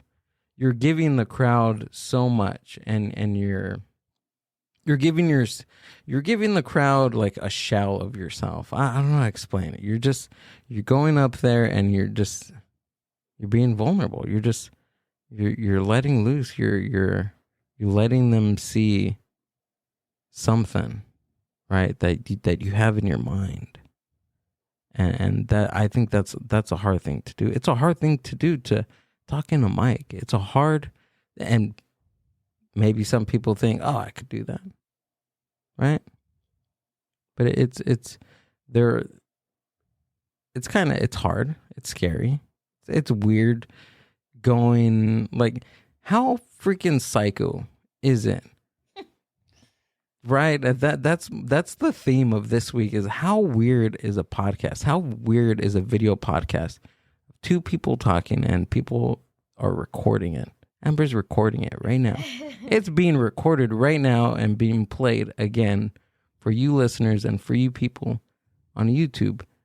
Isn't that weird? And people watch it and people listen to it for entertainment or for information. Or to be inspired. I think that was beautifully said. And I hope that for all those 12 viewers, that they get something out of this. I hope so. Lopez Avila, you know who you are. That was for you, buddy. No, but you know what I'm saying? Hey, like Salosita, that was beautifully said. Right. I got more. Hold on. Just kidding. I'm like, dang, Firme Mezcal is really bringing out the poet in us, right? That's what's up. Making us think. It doesn't only feed your soul, but it also feeds your brain. It feeds your mind. It's feeding my soul right now. It's your emotion. It's inspiring me right now. Yeah. Right. I just think how weird, like, a podcast is. I don't think weird is the word. I think you use weird a lot, and I don't. I do. I like that word. I'm gonna get it tattooed on my neck. Yeah. Weird stuff. Or weirdo. I think it used to be unconventional, but now it's our form of entertainment and our form of connecting. I think that people go on throughout life. True. We go on throughout life and even daily, trying to connect with things, trying to find meaning in things and people, and trying to feel connected. I mean, Think about when you're with your friends or your family. What do you feel? A connection, right? And feeling connected to someone makes you feel better. And I feel like we strive daily to feel connected to something. So having a podcast, having the platform, bringing people in together, like already we're connecting with Oscar. We're connecting together. Even if it was our first time meeting, we're connecting. And then our viewers are connecting with us, or maybe with something that resonates from it. So we're just creating connectivity. That's it. It's not weird at all. We're all channels. What did Delodesso say? Delodesso? We're all our own channel. Man, that freaking blew my mind. We're all channels? That's wild. We're all vibrations. Oscar's like, all right, I'm getting out of here. Only on the Mindbuzz. What kind of agave was in your drink, dude? That was beautifully said, my friend. Peyote. I like it. Vulnerability is super high to be doing this. For you guys to have a show and to be expressing your opinions. Right. For guests that come in here, no different with me coming in here. First of all, not thinking that I was going to share as much as I did with you guys. And I think it's because of the comfort level. So again, another great example of why you guys are very effective and you do a good job. And another reason why people should buy mezcal, because that's what's going to happen. To whoever your guests are, they're going to fucking open up, right? Man. But the thing is that you are vulnerable because anything that you say, it's permanently out there. Yeah. And people are going to critique it. People, maybe they might get inspired by it. At least you hope that in some cases people do. You might get people to say you're a fucking idiot. Yeah, of course. You might say something I'm not worried about. But you know what? I know I'm an idiot. I know it. And that's the cool thing. You can't tell me. I know I suck. But you know what? The thing is about me is I know that and I'm striving to be better. I think the cool thing that you need to realize, or at least for me, is people are stupid. People will be stupid. I'm stupid about a lot of things, but there's things that I'm not stupid about. There's topics that I can be stupid on, right? But there's other topics that I might be very good at, be good about talking about. But for me is the goal here is to be less stupid next time. It's progress. Right. It may be little, very little, each and every week, or by day or week by week, but it's progress. And I think just striving to be progressively a better human being than the last day, then you've already won. There you go. Be 1% better than you were yesterday. Right. And you'll be in a better spot. Every now and then you'll fumble, but as long as you're able to recognize it, you'll be in a good position. I think you would live a meaningful life. At least you hope that you will. And it's something that you'd be cool with. You think House of Chingazos would do a collab with me and that you have to suck to be better? Yes. You know what? You have to suck to be better. So there's and put like a bacon wrapped hot dog or something. Ooh. On there. So there's I'm what are they called? There's a fantastic book to bore some of you guys, but it's kind of in line with what you said. So it's a Marine that the ones that, and I don't know why the word's escaping me right now. The ones that go underwater with the full get up, todo el pedo. Mermaids. No, that too. But for those, so there's a book by this incredible Marine that it's titled "Embrace the Suck." Can you pull that up? I want to see it. Yeah, so we'll be able to find it. Embrace the Suck book, where he just talks about as you're going through training as a Marine, and when you're going underwater, and it's just the way you get consumed by the water, the pressure, and all that stuff.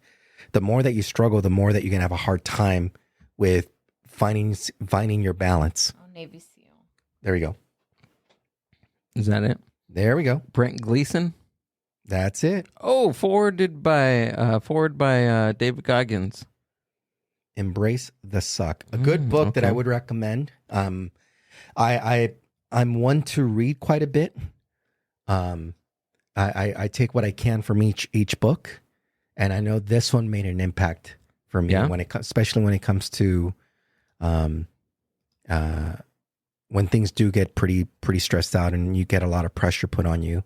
It helps you get some guidance on how to adapt and deal with it.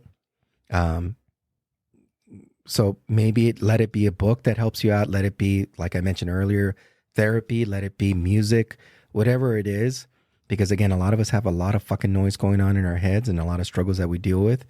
It's a matter of just finding that cool way or that good way that can help us kind of get out of it. And you're right. It's okay to suck. I agree. You got to start somewhere. You do. That's it. Claro que sí.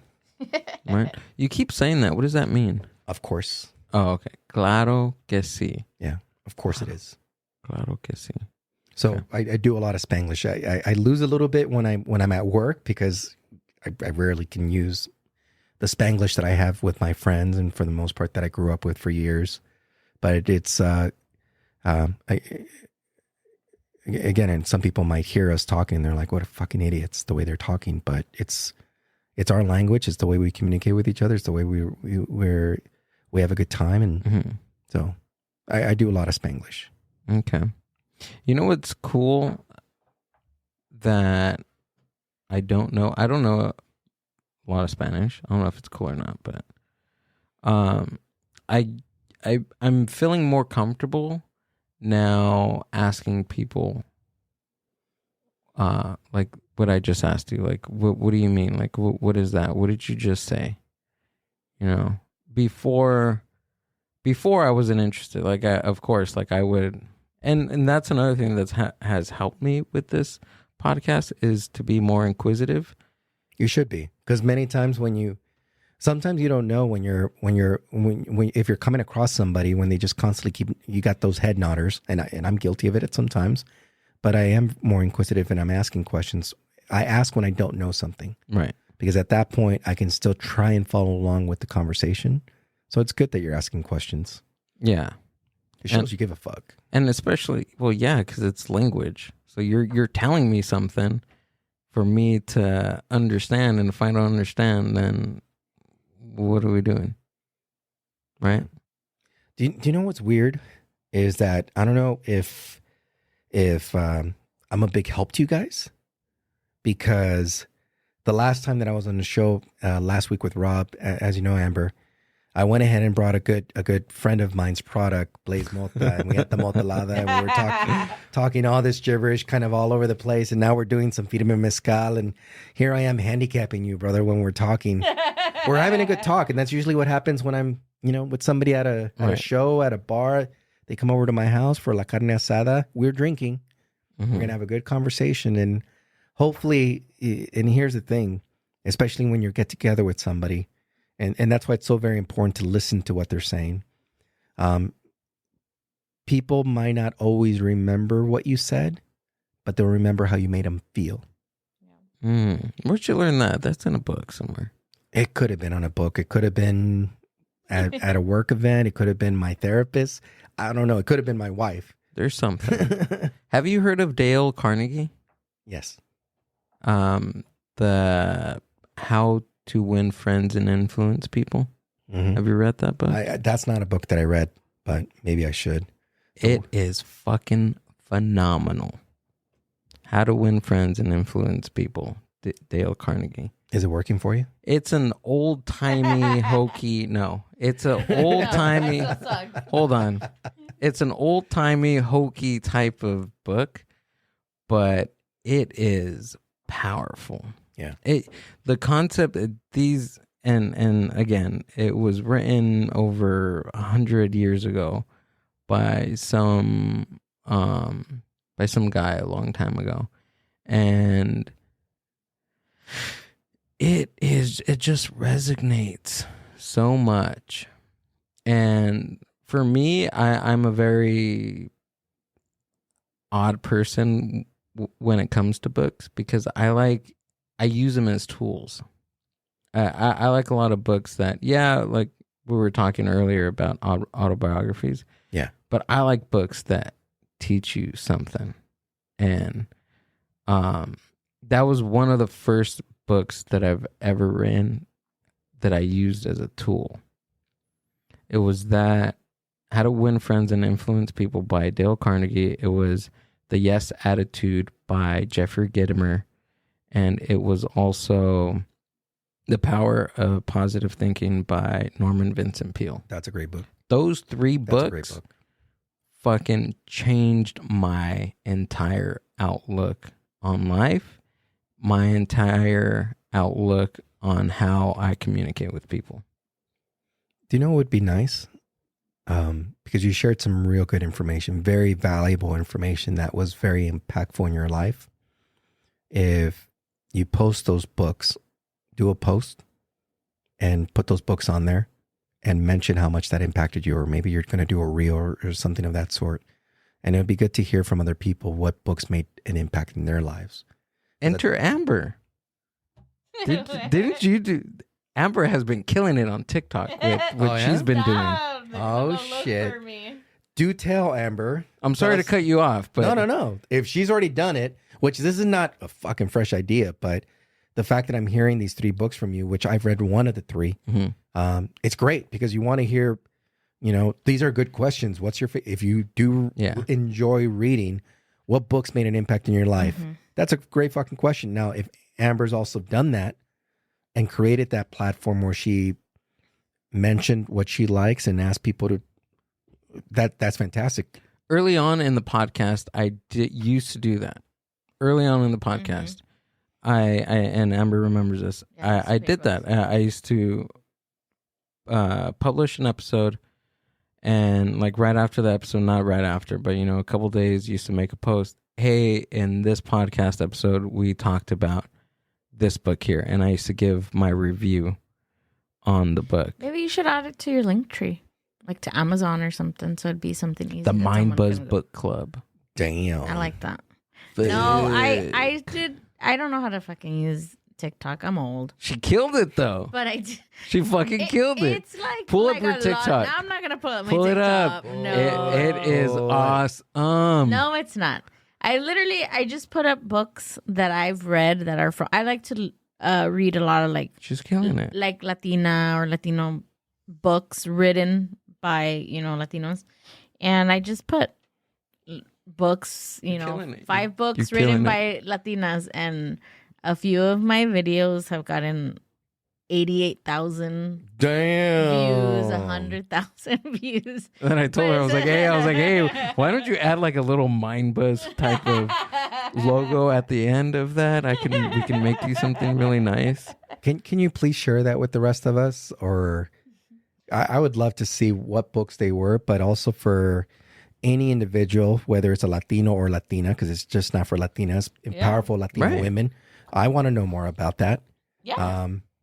I would love to see what those books were, because I have my own books that I like where it talks about understanding what it is being a Chicano. So there's some great literature that really helped me out with in regards to a little bit more about my culture, my heritage, a little bit about my identity.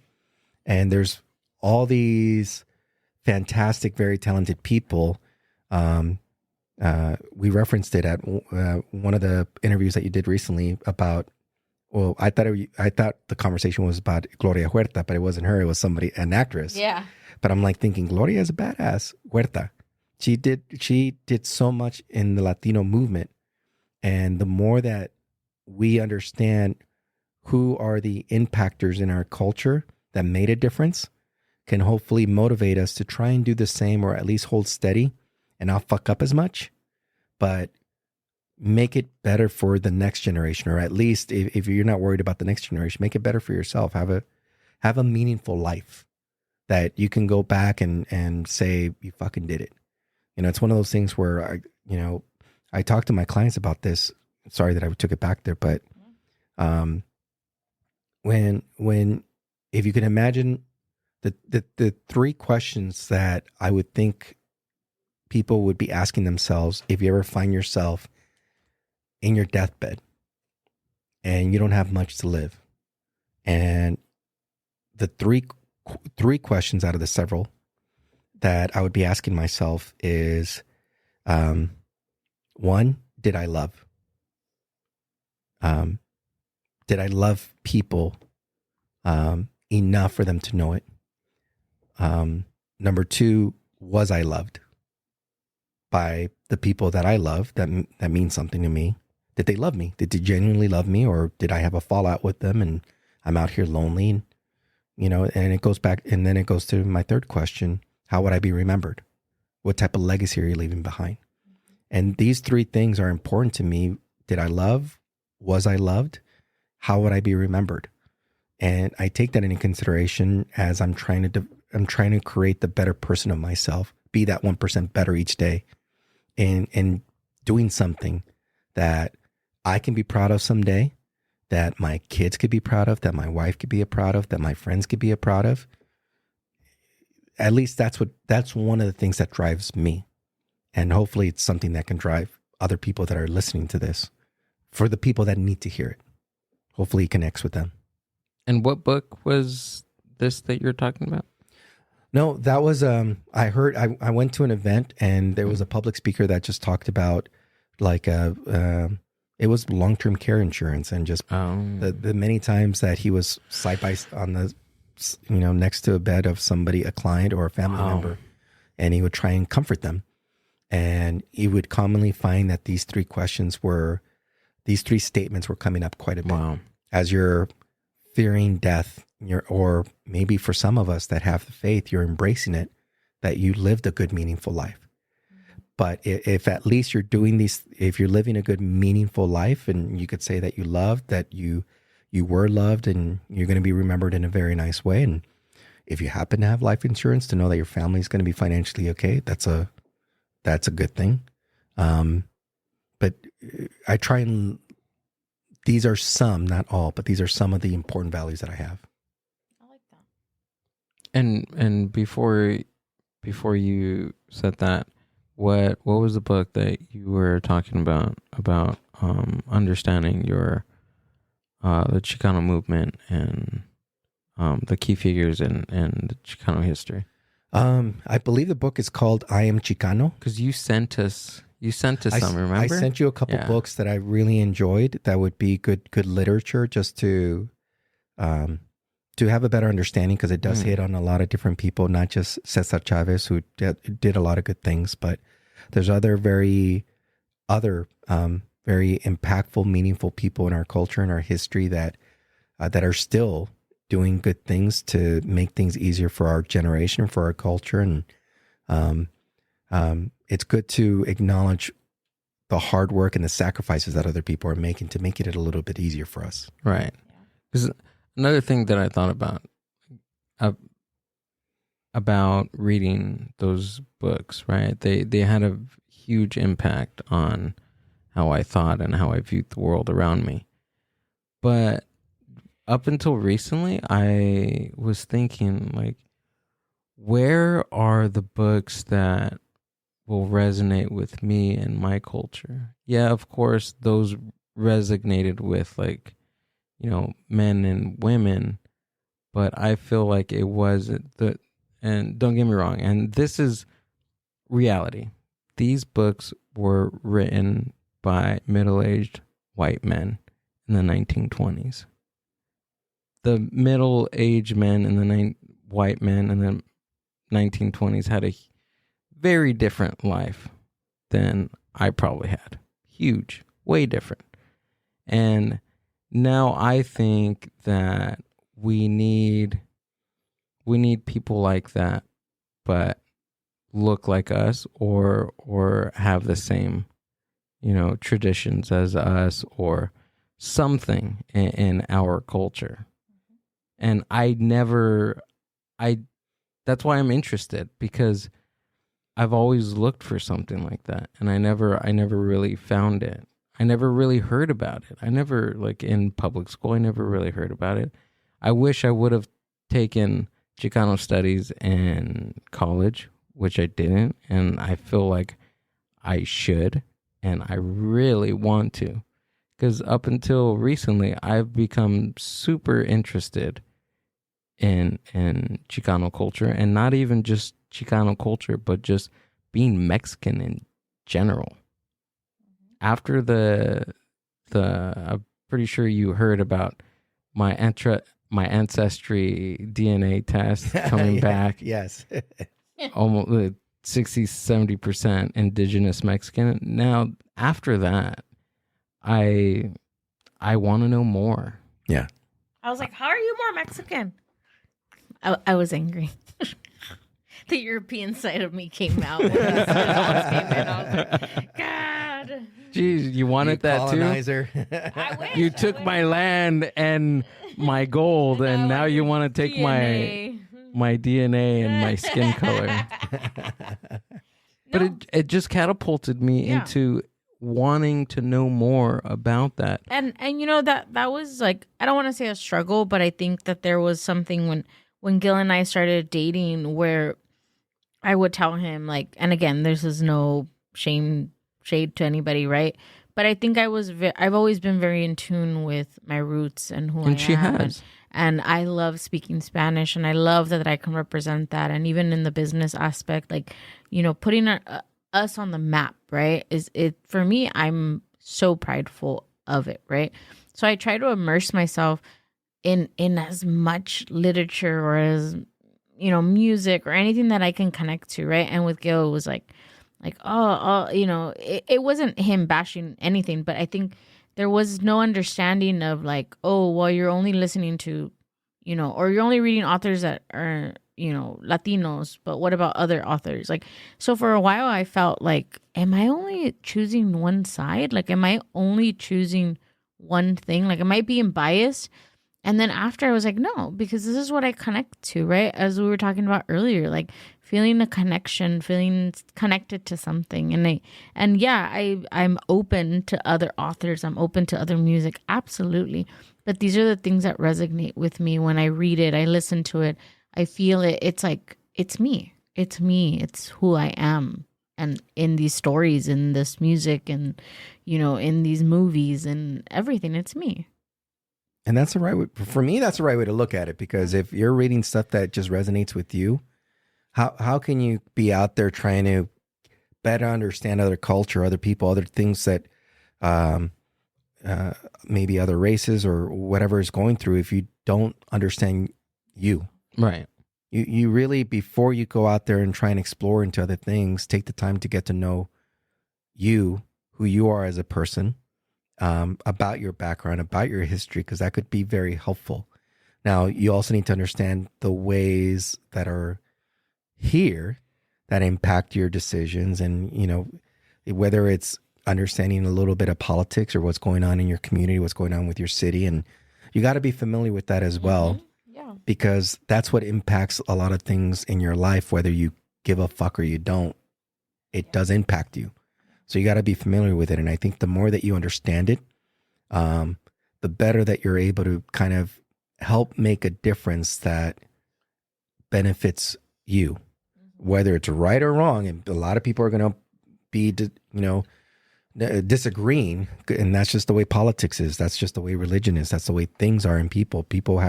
You have the right, you have the left, and you have somewhere in the middle, right? But first, I think, Amber, with what you were doing and reading the books and stuff that resonated with you, it's the right thing to do. Especially if in school, we are being taught these other people's history, or the history of the world, or more the U.S. and all these different things. You've been fed that stuff for a long time that we do need to know, right? But they don't really talk unless you're going to, if you go to college and you do Chicano history, which I did. How else are you supposed to know a lot about what your culture, what your people have gone through? So I commend you for doing that, and I think school has its place. It's good to be educated, but also understand that school also has its trade-offs. I'm not saying school is bad, but at the same time, school also sometimes can prevent somebody from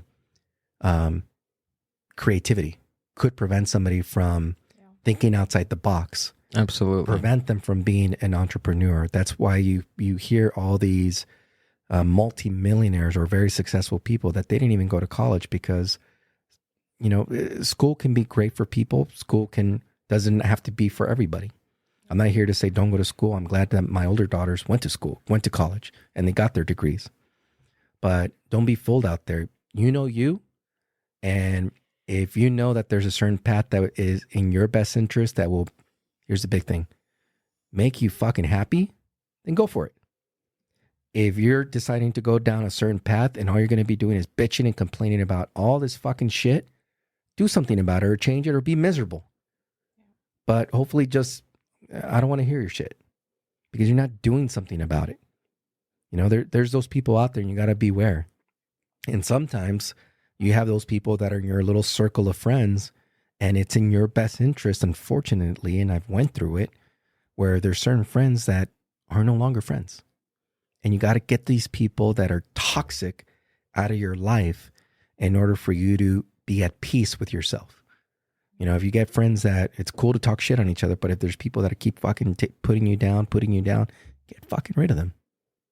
Because they're just doing that to make themselves feel better. And it's not helping you out. It's making you miserable. Yeah. You know? So that's my 2 cents. I agree 100%. Oscar, thanks for coming out and doing the podcast, man. Appreciate Gracias. it. Claro que sí. What do you got coming up? So with for those of you that are interested in finding out a little bit more about my insurance business, or if you need some help with retirement planning, aquí voy. That's my 9 to 5, y'all.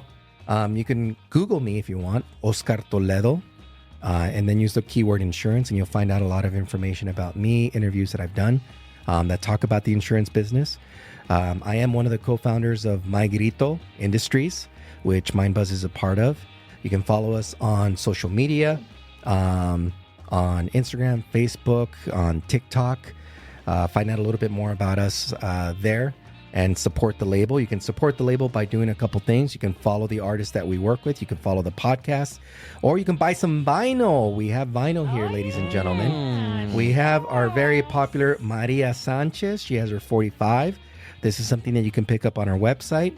We have the Paranoias, and what's beautiful about this one, this is their greatest hits. They've been a band for many fucking years.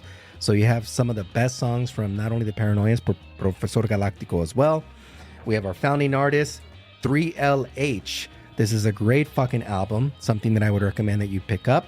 And of course, we have Las Calacas from Arizona. This is a great punk cumbia type band.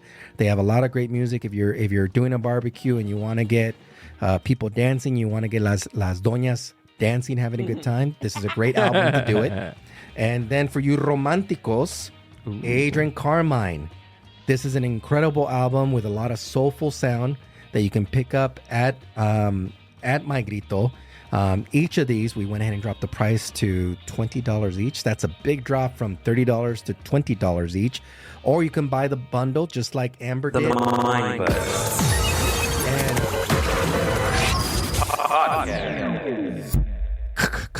And get them all for $60. Act now. Muchas gracias, everybody.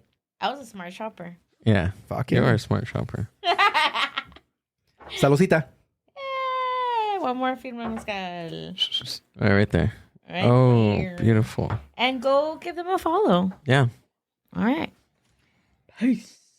See you guys later. Bye. That's why people fall in love. I fucking love that song. Thanks for listening to the Mindbuzz podcast. Subscribe to the Mindbuzz YouTube channel and watch full podcast episodes. Keep up with the hosts, guests, and upcoming events by following the Mindbuzz on Instagram at the Mindbuzz. See you on the next one.